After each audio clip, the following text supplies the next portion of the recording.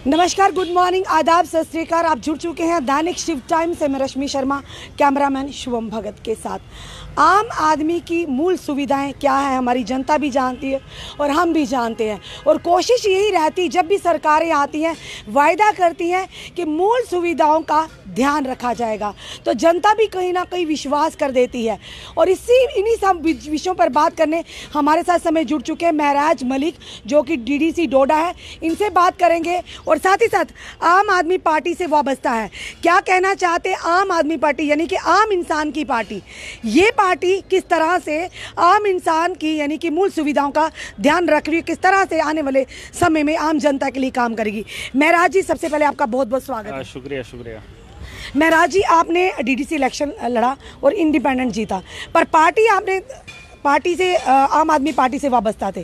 क्या कहना चाहेंगे आप आम जनता को, क्या मैसेज देना चाहोगे, किस तरह का कार्य आपके द्वारा किया गया और किस तरह से जनता ने आप पर विश्वास किया? देखिए, सबसे पहले मैं ये बताना चाहूँगा, इंडिपेंडेंट तो ज़रूर हमने लड़ा है इलेक्शन। इससे पहले हमने 2014 में भी असेंबली का चुनाव लड़ा था, लेकिन 2013 और 14 के बीच जिस वक्त दिल्ली में सरकार अरविंद केजरीवाल ने छोड़ी थी, तो 49 दिन का वो वक्त रहा था। उस वक्त हम आम आदमी पार्टी के साथ जुड़े थे, हम एक सोच के साथ जुड़े थे। उसी सोच को लेकर हमने यहाँ डीडीसी का चुनाव भी लड़ा।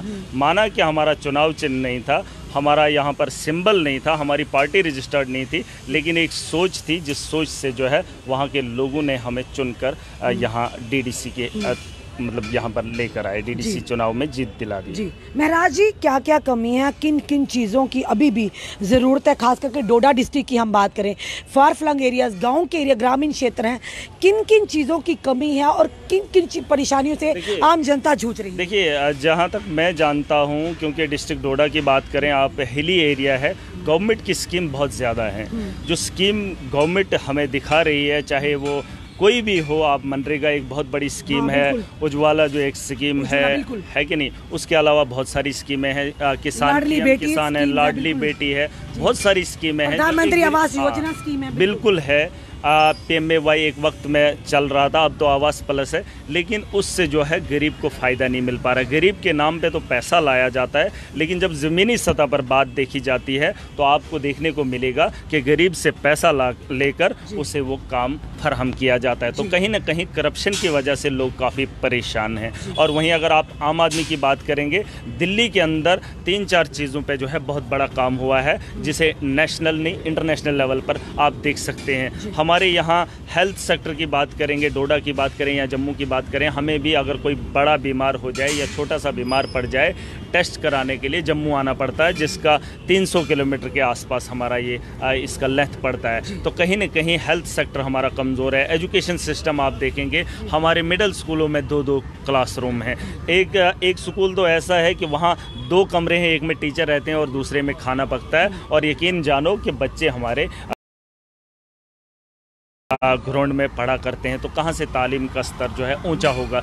दिल्ली में अगर मैं बात करूंगा, क्योंकि अरविंद केजरीवाल जी की जो सरकार है पिछले 7 सालों से, उन्होंने एजुकेशन को लेकर बहुत काम किया, अस्पतालों को लेकर बहुत बड़ा काम किया है, और आम आदमी की परेशानी जो है, जहाँ तक महिलाओं को उनका सफ़र जो है मुफ्त कर दिया दिल्ली के अंदर, बिजली जो है मुफ्त कर दी है 200 यूनिट, और पानी जो है वहाँ के लोगों की ज़रूरत है। 4 चीज़ों पर जो है दिल्ली में अगर काम हुआ है, तो हम भी चाहते हैं कि जम्मू कश्मीर के अंदर वही चीज़ें अगर यहाँ के आवाम को मिलना शुरू हो जाए, तो फिर सिर्फ खाने के लिए तो किस तरह से वो चीज़ें होंगी, किस तरह वो से इस तरीके से होंगी कि दिल्ली में अगर अरविंद केजरीवाल ने एक सोच को जन्म दिया और उस सोच को मानने का काम दिल्ली की आवाम ने किया, तो मैं चाहता हूँ कि अगर जम्मू कश्मीर को भी मौका आया है, क्योंकि आने वाला वक्त है, चुनाव किसी भी वक्त हो सकते हैं, लेकिन हम लोगों को सोच बदलनी होगी। दिल्ली के लोगों ने सोच बदली है, मैं जानता हूं, मैं मानता हूं कि जम्मू कश्मीर के लोग भी इस बार सोच बदलेंगे। दिल्ली के लोगों ने सोच तब बदली कि दिल्ली के लोगों को मूल सुविधाओं से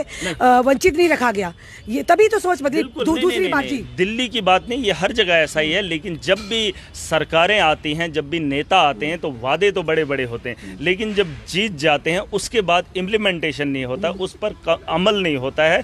लेकिन हकीकतन जो 70 साल 75 साल नहीं हुआ, वो दिल्ली के अंदर 7 साल में अरविंद जी ने करके दिखाया। जो उन्होंने कहा सो उन्होंने आम आदमी पार्टी जम्मू डिवीजन में किस तरह से काम कर रही है? क्या अभी पहले की बात करें तो आम आदमी पार्टी का कोई वजूद नहीं था जम्मू में। अभी हाल ही में एक बड़ा पॉश एरिया में ऑफिस भी ओपन किया गया, पर उस तरह से जिस तरह से आम आदमी पार्टी को सामने आना चाहिए था, उभर कर नहीं। आम जनता की मूल सुविधा, आम जनता की परेशानी। ये आम आदमी पार्टी को यहाँ वजूद में नहीं आना है, यहाँ आम आदमी को अपनी सोच बदलनी है।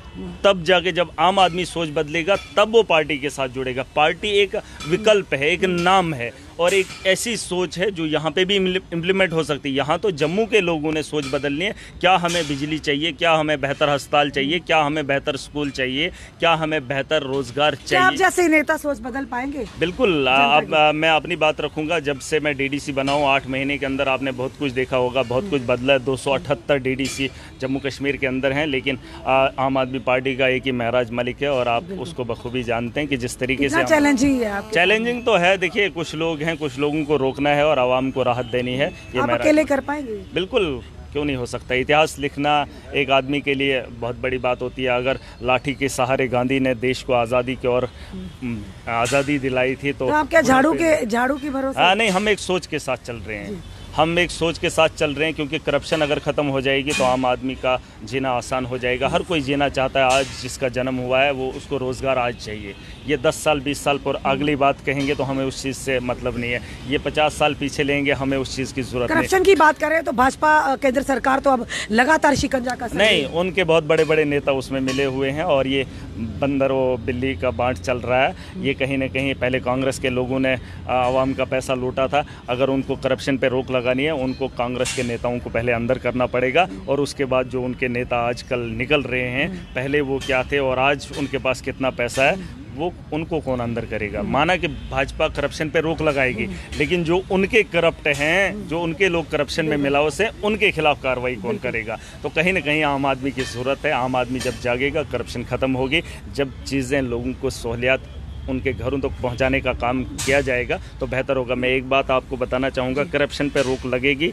हमने रोक लगाई है अपनी कहरा कॉन्स्टिट्यूंसी में, कन्फर्म है, हमने रोक लगाई है। क्योंकि पहली बार इतिहास में हिंदुस्तान में एक वीडियो ऑन स्पॉट विजिट करके एक मकान की पेमेंट करता है। वरना पहले क्या होता था कि पहले दलाल 10 साथ में होते थे और बाद में एक गरीब की पेमेंट होती थी। किसका इम्पैक्ट है महराज मलिक का डीडीसी मेंबर बनने का? हम वही चाहते हैं कि जो कानून बता रहा है, कानून के तरीके से हम ऑफिसर्स को काम करते हुए देखना चाहते हैं। दलाली का काम हम नहीं चाहते हैं। जो एक आदमी के लिए चीज़ आई है उसको उसके घर तक पहुंचाना, ये सरकार का की भी काम है और महराज मलिक का भी काम है। तब जाके एक आम आदमी खुशहाली की ज़िंदगी गुजार सकता है। आपको मैं छोटी छोटी बात बताऊंगा। अगर जम्मू कश्मीर के लोग देखते हैं, मैं छोटी सी बात करूंगा। भाजपा के लोग यहाँ पर हैं इस वक्त, रविंद्र रैना बात करता है, भाजपा के बड़े बड़े लोग बात करते हैं करप्शन कहाँ है। मैं उनको बताऊँगा, मनरेगा एक बहुत बड़ी स्कीम है और उसको लोग लाइटली ले रहे हैं, उसको लोग हवा में ले रहे हैं, समझते नहीं है। मैं कहता हूं कि एक एमपी, अगर यहाँ का डॉक्टर जितेंद्र एमपी है,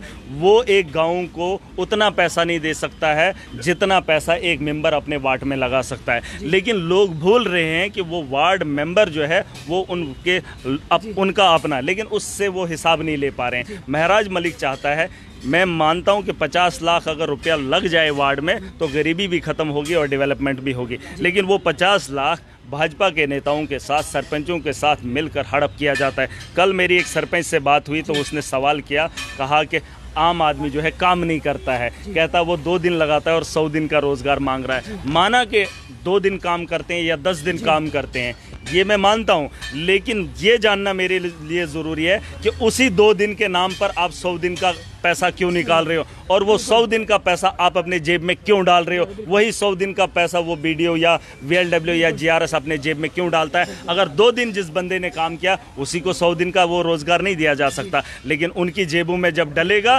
तो सवाल नहीं होंगे, जब गरीब के उस जेब में डलेगा तो ये लोग सवाल करते हैं। तो कहीं ना कहीं करप्शन जब खत्म होगी, आम आदमी जो है यहाँ अच्छी जिंदगी गुजारने का। धन्यवाद महराज मलिक जी हमारे साथ जुड़े। दोस्तों, ये थे हमारे साथ डोडा डीडीसी महराज मलिक जी, जिन्होंने साफ तौर पर कहा कि आम आदमी पार्टी एक पार्टी नहीं, एक सोच है जिस सोच के साथ ये जुड़े हैं। अब देखना ये है कि आम जनता की सोच क्या बदलती है, क्योंकि जब मूल सुविधाओं की बात आती तो हर कोई, हर जगह, हर क्षेत्र के लोग यही चाहते हैं कम से कम वहाँ की जनता मूल सुविधाओं से वंचित ना रहे। इसी तरह से जिस तरह से उन्होंने कहा कि दिल्ली में भी केजरीवाल सर ने जिस तरह से शिक्षा का स्तर को ऊँचा किया, स्वास्थ्य विभाग के स्तर को ऊँचा किया, इसी तरह जम्मू कश्मीर में भी ज़रूरत है इस तरह की उपलब्धियाँ करने की, इस तरह की एक नई बदलाव लाने की। पर ये बदलाव लाने की जो जिम्मेदारी कहीं ना कहीं जनता की भी हाथ में। चलिए देखते हैं आने वाले समय में जनता किसको समर्थन करती है, जनता किसको अपना नेता चुनकर, यानी कि कहीं ना कहीं इलेक्शन की सरगर्मियां शुरू हो चुकी हैं। जब लगातार कटाक्ष, लगातार प्रोटेस्ट और विपक्ष लगातार हलचल में हो, तो कहीं ना कहीं साफ तौर पर के इलेक्शन आने वाले हैं। अब देखना ये है कि जनता किस तरह से सूझबूझ के साथ अपनी मूल सुविधाओं का ध्यान रखते हुए, या ये कहें कि भ्रष्टाचार मुक्त जम्मू कश्मीर, भ्रष्टाचार मुक्त देश की एक नई नींव रखने के लिए क्या आम जनता अपनी आम आदमी पार्टी, यानी कि एक आम इंसान की पार्टी को अपना समर्थन देती है या नहीं, ये तो आने वाला समय बताता है। अपने कमेंट ज़रूर कमेंट बॉक्स में दीजिए और इस वीडियो को ज़्यादा से शेयर कीजिए। जुड़े रहिए ऐसे हमारे साथ अगले अपडेट के लिए। जय हिंद, जय भारत।